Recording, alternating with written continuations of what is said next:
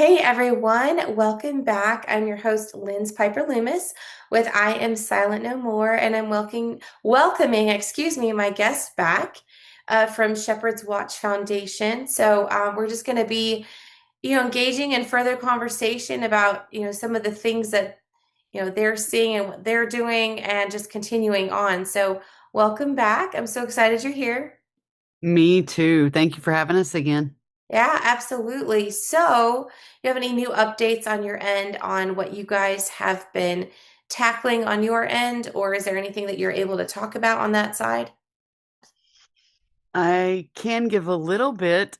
We will have some new things coming up very soon. I cannot divulge them yet, but we are working in the background to bring a lot more to the front for the public to be able to use to get out in their communities and be able to teach people more and educate them. That's all I can say right now, but it's exciting. It's coming very soon, like in the next few weeks.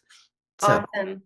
Now, I know that you have done a lot of, well, I say a lot of, I think any traveling is a lot, especially when you have to leave your family and, get out there on the front lines. But you guys have been traveling a little bit and doing some presentations and meeting with people, right? Yes. Yes, I've traveled a few times to Houston. We've had places around San Antonio, and places around Dallas as well that we are definitely showing up and presenting to different groups. We really are open to presenting to anyone, but we specifically definitely look for any church groups that are interested in having us to talk to their congregation. Any sometimes it's industries. We have had a couple groups that are different industries that wanted us to come and present to them so they could learn more. One of the goals in that as well, Lynn, is to eventually train an industry so they know what they're looking at, right? Realtors, home services that go into a home that don't need warrants. Anyone that don't need warrants, if they could be trained to see what they see when they go in and report how to report it, that would be amazing. So that is one of our goals is to get the public way more educated than they are right now. And you asked about any updates. There is an update. So actually, and I'm excited to have you on this Tuesday night. So our space team has started back up. They took a month off, and they've started back up, and we've been having some amazing guests. We have guest speakers lined up for the next month. So our goal this time around is going to be to bring a guest speaker to that space every week if possible so that the public can hear, the audience can hear what other people are doing, not just us, right? We want to, one of my main goals whenever I thought about creating this Protect the Children and Circle of Protection space, Circle of Protection was actually started by someone else, and it was called a different name, and it has morphed into Circle of Protection now. But Protect the Children on Tuesday nights, I started that because there wasn't many people talking about trafficking, Lens, and when they were talking about it, it was all the cases that you hardly ever find. So they were so right. They were so, I mean, the cases that you know about, what things like you have shared with your story, things that the average person struggled to connect with. Um, that's all they were talking about. And so I saw that and thought, you know what? We got to bring it back to the basics first so people do realize what they are talking about really is going on. So that's really been the goal there, and we're really excited to get more people involved like yourself. Um, had Natalie Denise on last Tuesday night. That was an amazing space talking about resources. That's someone that we will be able to use as a resource, and I would love to connect her with you as well. Counter Trafficking Alliance is a resource hub, and we need that. We need that. So yeah, I didn't mean to go off on that real quick, but I just wanted to say we are back and we got a lot of good guest speakers. And I think it's very important for people to realize that there's a lot of people out there that need to be highlighted. And so that's what we're focusing on. People we can vet, right? Like yourself that we know or that we've done work with in the past, or, someone that's more than just a profile on social media that we can't vet, right? So that's going to be our goal this time around. And we're excited about that. Yeah, I know I'll be there with you Tuesday. Who else do you have Tuesday night? We have CJ and yourself, CJ Moyer, going the first hour, which is 7 to 8 Central. And then we have Alanka Deaton and Summer Elliott from Yakobuans Ministries that will be the second hour, which is 8 to 9 Central. And my goal in this was to be able to highlight women. I called it Women on a Mission because, yes, each of you have your own dynamic of counter trafficking work that you do, but you also have other lives, right? That's not the full time everything about your life. So I wanted to highlight women that are in the counter trafficking movement but have other things going on and really highlight them themselves, not just the movement work. Yeah. So yeah, I'm excited about that. That's a new one. I put a spin on it and I'm like, yeah, let's do this. So I Yeah, know I'm I sound like a excited geek. about that. I know CJ's story. We are good friends. And then, of course, I've just recently, in the last year, probably the last, I met Ilanka last fall in California, Mhm. and I don't believe I'd met her before then that I can recall. But anyway, she's an amazing woman also, Yes, she is. survivor. So I'm Hmm. super stoked. Can't remember if I've ever met Summer or not. I'm going to be honest. I can't remember if she was there last fall or not, where I met She was Ilanka. in California. Yes, Okay. she was in California. Hmm. So I may have met her. I just can't recall. But Right. anyway, I'm stoked. I think the spaces are great. I have people that will send me spaces frequently, and I just, I'm in the season like this one worked out, but I'm not always able to listen in or to be a part. It's hard because the Lord says our first ministry is our family. And so this season has been being with my family, and I'm very thankful for that. But anyway, well, good deal. I know that was one thing that was really hard for people to grasp, years ago when I was talking about like what was happening at the border and my story and all of this. People were like, that's not happening here, or it can't be Hmm. possible. And I'm thinking, just my story goes back over 30 years ago, longer actually. Um, but it's a familial thing, like a family thing, and it goes back generations. And there's more exposure of this. I know I've heard Tina Boz from um, oh my goodness, ARC, the Association for the Association for the Recovery. Recovery of Yep. Children. Um, I've heard her talking about like the increase that they've seen, um, and her presentations that she's given publicly, the increase of satanic ritual abuse and some of these things. So it's more prevalent now, and I think people still, even now, they don't want to face those realities. It's a lot. It's It is, horrific. We shouldn't but even be having to talk about it because it should never be happening, you know? but the problem is, unfortunately, that we have a corrupt society, and it's it's getting darker, but we are the light as God's people, as believers. We are the light, so we can shine the light in the darkness, and the darkness cannot comprehend it. That's what the scripture says. So I tell Amen. people, it is going to get worse, but there's a great revival coming. There's a lot of things coming, and so it's just been. I know that the spaces are important. I know that gets people more aware, but I've also found for me personally that y'all know how to pull people in, the right people in these, some of these spaces. For me, the challenge is how to talk to people outside of X and outside of Hmm. certain areas. So people ask me, well, what do you do? Well, once upon a time, I used to do other things, and now, things have really shifted. I got a job, and I'm in school full time, and I'm still combating child trafficking, just from a different place. And so, in the area that God has put me, I'm now able to talk about it a little bit more to people Hmm. that are not as aware. So it's so important to educate people and for them to understand, especially, and I know, Shepherd's Watch is very big in the cyber side of things as well, Yeah.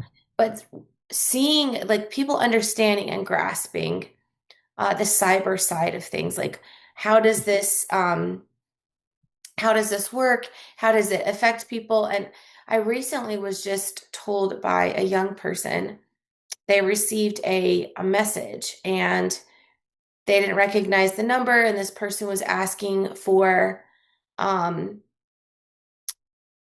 pictures. They didn't ask for nude pictures, but they were asking for pictures. And this person, understood, and took care of it. And I don't know, how to track that because that number turned up to be uh, a very low probability of who it actually said it belonged to. So these criminals in the cyberspace are sharpening their tools and how you know, they manipulate the system and how they, try to access things. So we, on the other side, when we're educating people, we've got to find ways to reach people and for them to be smart. Like kids don't need social media until whenever. They don't need Right. to be watching TV every day. I spoke to a friend of mine. She has young children. She only lets her kids watch um, approved programs one day a week for like 30 minutes. And I think it's on Saturday mornings.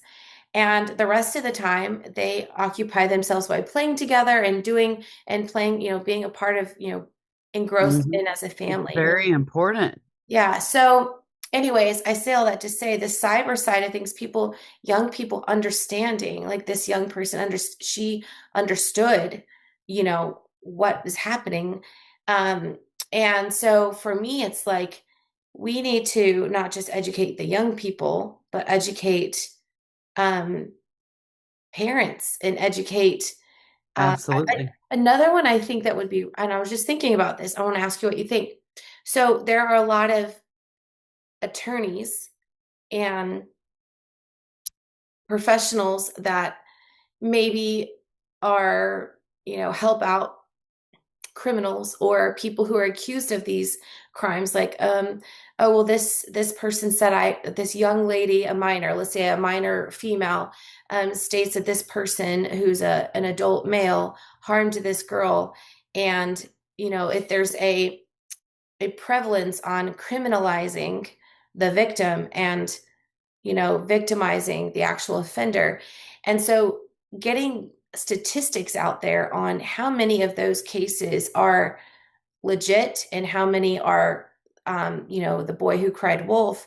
I don't know if you know about this, but I wonder, what the statistics are on that, but I wonder um, how many of these criminal defense attorneys have become so desensitized because they're representing these guys or girls. I know there's women offenders as well, that the Hmm. children are still and young people are still criminalized. Oh, well, they're lying because they want attention or they want this. But in reality, a lot of times it's hard for those people to stand forward. So, do you know what the percentage is of those who cry wolf and those who are actually, victimized and speak up? I'm actually not the best one for this question, but I'll answer it this way. Um, I absolutely know that there are times that reports are made and it is not true. Absolutely. I do know that there's been a few things that have came through I can't say Shepherd's Watch hands, but the PI firm that we use in house. I do know that there have been things that have came through the hands in investigations there before. That was a child that was not telling the truth, and it was proven that they weren't. But you never want to look at anything that way. Like you have to go in with eyes wide open as this you're looking for anything and everything, right? Yeah. It's not that you don't want to believe the child. You just need to go in looking for that proof, not 100%. You don't ever want, especially a child. but you never want a survivor to think you're not believing their story. I mean, I don't even know what we would do with something like that because we've never ran across that, right? I mean, you know more about than the public about the way we work, so we don't really deal with leads that come from a victim per se, right? Typically, that's not the way it works for us. Um, but I do know has been cases, like I say, in the PI firm in the past, and it has been proven where or a child was used for another parent's purpose, right? Parent was mad at the other parent. Um, so yeah, it's a hard one. I know Yeah, you can hear I would you can really hear the like, hesitancy in my voice. That's a hard one. yeah, I would really like to get I would love to know the numbers on it. That might be something I start researching. I'm sure I Yeah, can find something with school to focus on those statistics or something. But I just know that, I've talked to some criminal defense attorneys over the course of the last year and trying to understand, like, what makes you, why do you want to represent these pedophiles? Obviously, everyone's innocent until proven guilty, but we had a state house rep, alleged Republican, was a part of um, the most conservative caucus in the state, and he was a pedophile. I mean, he is a pedophile, and he just was put away for years. And his fancy based on the investigation was like incest, and he had young children. So it was like the the um the evidence spoke, like, and I was like, what's the point of going through with, I mean, obviously I know right. there is a point for due process, but I was like, the evidence is speaking. He's still trying to say he's innocent or whatever. I mean, there was no way. The forensic analysis was clear. And initially it Wow. was like, oh, the stuff was planted by people that don't like him, and I just thought, um, when they do a forensic analysis on the phone or the laptop or whatever, they can see there's a clear path of where this stuff came from.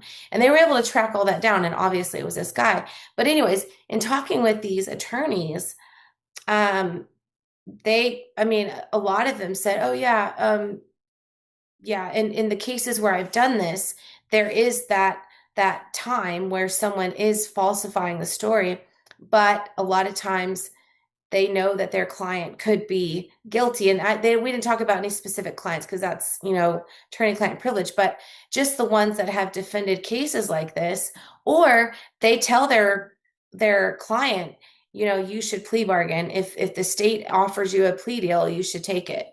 And a Right. lot of them get off. Our state has a high plea bargain rate. I don't remember what the numbers are. So that was something I was just thinking about, like, why would you want to First of represent this all, person?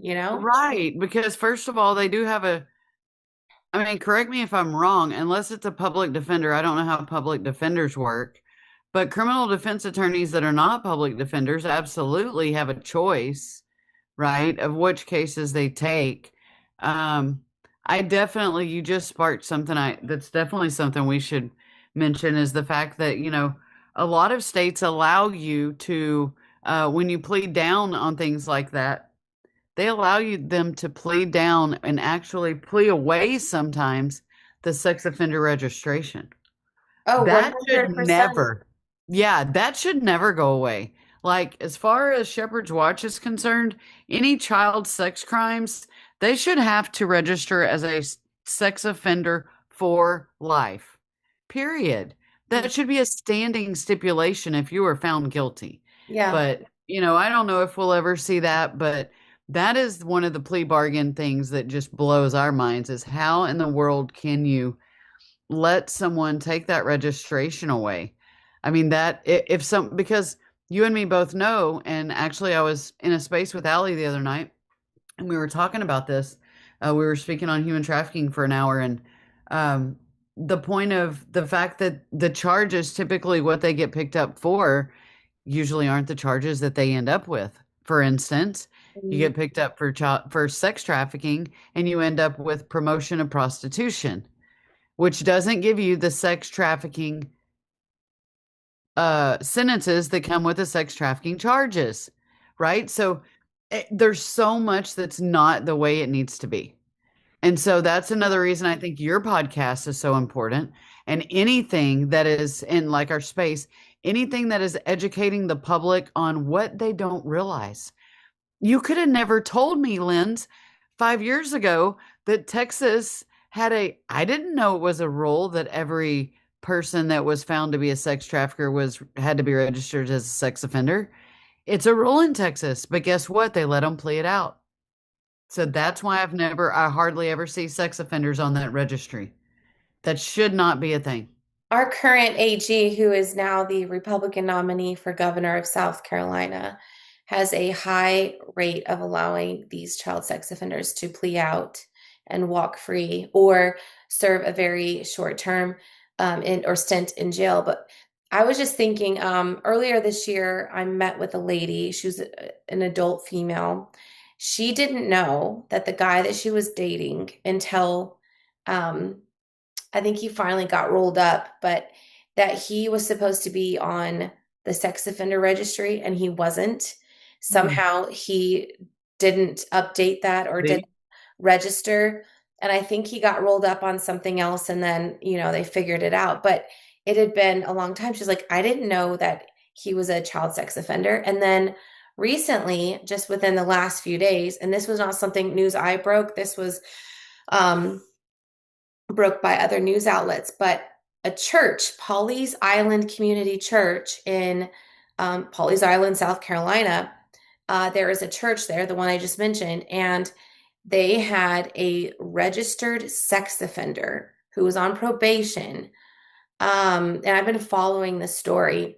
Who they also have a school. Let me tell you, they had a Christian academy at this place. So the school director, the pastor, and the pastor's wife all knew this man was a child sex offender and found out that they let him as a janitor, volunteer janitor, to be around the children. So since that time, the pastor was rolled up, his wife was rolled up. She got out on bail and then she was rolled up again. And I'm sure there's more charges coming. The super, or not the superintendent, the director of the school was rolled up. And this guy violated his probation. Now there's lawsuits that have since come forward where there was a child. It was described that he had been violated through because we're probably going to be on different platforms. I got to be careful what I say, but Right. he had been violated. I think it was a 5-year-old had been violated Wow. from behind, and then these guys that came to I can't remember what you call it with a septic tank, but where they were cleaning it out, pumping it out. It was full of used condoms, and um, these the pastor and his wife and the director, like the pastor was like, oh, it's probably just kids being kids. But what's interesting is that the director of the school knew that one child that had came forward had said something and basically said that the child was lying, went back to the teacher and said, is this child known for lying? And this is why I come back to the criminal defense attorneys and representation and criminalizing the victim and dehumanizing the victim and criminalizing and victimizing um, Predator. the offender. Mhm. Um, Now there's so many children that could have been hurt through this process, and Yeah. there's more lawsuits coming forward. They're investigating this case, and this is a church. The Southern Baptist Convention has gotten involved because I guess maybe they were registered with them or something. So this is getting huge. You can follow this in South Carolina. But my whole point is this is a child. These children don't just make up these stories. And a lot of times, young ladies don't just, it's not like a 90% of the time or 50% of the time they make these things up. So No, even walking into it, always evaluating, I know I've learned in classes and all this stuff, you have to be unbiased. But if someone comes forward, that no matter what, that claim should be taken seriously, absolutely. and Yes. investigated. End of story. Yeah. Yep. And one of the other things we'd like to see too, I know you've heard us say this before, but it'd be nice if survivors didn't have to tell their story 15 times before, they get a break. Once something's turned in and survivors are gotten out and are safe, they have to sometimes go through so many different hospitals, different people getting their information. Uh, they really need to have one place where that forensic interviewer and that sexual assault nurse examination can all happen and it be the last time it happened because they've already been victimized. They've already been traumatized by people. By most of the time, me and you both know familial law is definitely a thing, but in general, for our purposes of our cases, the majority of them are not. And so, even when, sorry, my cat's eating something. Even, even when you're looking at that, you've got to, it's a very touchy. You've got to be able to make sure you're getting all the information, that you need to. And going back to what you just said about the statistic, I honestly think that's not a statistic that probably is able to be gotten in for a real number. And I say that to say for this, me and you both know how underreported situations are to begin with.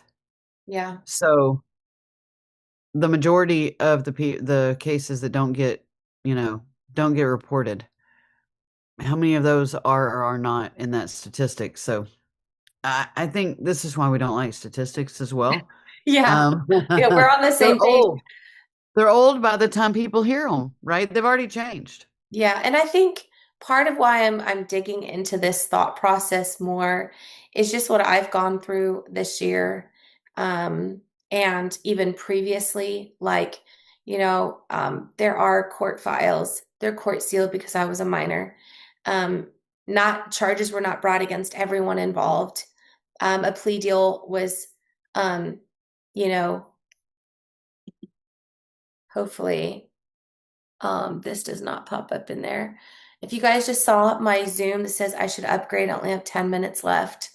Oh well, you might see that on there. But anyways, my whole thought process has been how to navigate as I've been attacked and well, you should have to prove you can go back into all these different places and you can pull this and this, and I'm literally being traumatized again. And thankfully, I've got through all that. That's, whatever. But then I'm just thinking about, um, you know, as a victim in other situations when I've had to get a restraining order, and the judge grants it because it meets the requirements. Um, then I'm having to go back when it's violated and like continue to be re-traumatized because I'm trying to get relief. And then on the other side, I've got people saying, um, you know, just let it go. But as a survivor overcomer of everything that I've gone through, it gets to a point where you can't do it. There was just a story about a girl who came forward. She had a restraining order against her ex-husband. She came forward. Her TikTok went viral, that he was a pedophile. I think he was being investigated. He came and killed her, and Wow. then killed himself. And then there was another guy up in South Carolina, Micah Francis Miller case. Her ex-husband cyber stalked her all the way to the point to where she committed suicide allegedly. I think there are still questions there, but still he drove her to that. And now he's facing charges federally. I think they're federal, because of the cyber stalking. So when I, as a victim of cyber stalking, and I don't look at myself as a victim, but when I'm being cyber stalked, this is something I'm trying to explore, this process of how do I navigate that process to, for attorneys, and judges and people, not just in South Carolina, but nationwide, to understand you can't just ignore the bully. You have to deal with them legally, because if you don't, they won't stop, because there's something in their genetic code or in their brain, they're screwed up, whatever it is, they will not stop until they achieve whatever their goal is. And in many cases, and I'm fine, I'm not going to take my own life, but I still don't want to be cyber stalked. I still don't want to be bullied. I still Oh. don't want that. And it's using what I've already gone through as that process. So that's why I'm trying to, I guess, ask these questions. I didn't even know Mhm. we were going to be talking about this today, but it was just something that came up. So, um, moving on. I know, Well, I do want to say this though, real yeah. quick. A survivor of any kind of trauma that we're referencing should not have to, in the public's eye, feel any type of way in the need to prove that what they say happened to them. It is not the public's business to for you to have to show proof of anything. If people want to be like that, I just don't believe that they deserve to even be your friend, Lynz, and I really mean that. Oh, they are Um, not my friends. Let me but tell you you know, that. uh, and I know they're not, but you know what I'm saying? People Yeah. like that do not deserve a second thought, but it is very disheartening and concerning because and then kind of mixing in with the bullying as well. If we don't stand up against these types of things, eventually someone else will be the victim of that action. Yeah. Right. So yeah, it's all good. Yeah. No, I don't believe you have to show anything. We'll move on. Yeah. Yeah. Anyway, so that's just something like I might even just write a paper on this and just trying to, the arguments from all these different angles, because I think that might Right. be worth it. I mean, depending, I need to look at what my classes are in the fall. People think I'm crazy for trying to get this doctorate done in a year and a half, but I'm trying. Um, okay. So we have about 5 minutes left of this free Zoom. Um, thank you for recording early. So Absolutely. you guys work with law enforcement agencies to do what you do. You guys do Yes. things a little bit differently. Can you explain that in like 2 minutes? How your Yeah. strategic partnerships work that you can talk about, and then where people can go to support the work that you're doing. Gotcha. So we do have strategic partnerships with law enforcement, of course, that we do work with specifically. Can't give too much on that except to say that we use vetted agents. So we do not work with every law enforcement agency, and we do not work with just any agent. We have special relationships with certain agents that we work with in certain departments. So those are who we actually turn things over to. Now, when you talk about strategic partnerships, and when it comes to organizations, we have those as well. And what we do as far as strategic partnerships when it comes to businesses or other orgs is we pull them in whenever we need their expertise in something that we may be seeing. It might be in a case, it might even be some education that we have found something that is not our niche. And we need, for instance, we have Guard Against Trafficking, that's one of our strategic partners. And we also have reality, Affirming Reality. So at any time we have anything dealing with transgender in any cases, which that has came up a few times, then we're able to reach out to Affirming Reality and we can work with them. If we have anything maybe overseas or a question about something that maybe Guard Against Trafficking may have seen or heard in an interview or may have seen in another country, we might call them and bring them in and help us with that. So strategic partnerships for us mean bringing in people that we know are number one, licensed or vetted to do the work that they do. And we can utilize them because that is not our niche. That is not our specialty. And we want to bring in people to fill in that gap and make sure we get it right. Yeah. Always. We never claim to be something we're not. Like what I've always said, we are a 501c3 out of Texas who assist and works alongside of law enforcement, all levels of law enforcement with sex trafficking cases across the U.S. Yeah. So, Well, and we stay perfect. in our lane. Yeah, that's what we have to do. I mean, there's a lot of things that I've shifted in this season, and I've got people asking me, "What are you doing?" And I said, "You'll find out soon enough." But right now, I'm just we've gone through a lot of traumatic things in our family the last few months, death in the family and all of that. So I'm focusing on my family and school and Same. employment. So um, Same. I actually have enjoyed that month off. It gave me time to focus right on family, and it was amazing. yeah. Yep. So, everyone, please be sure to tune into the space this Tuesday. We're excited for that.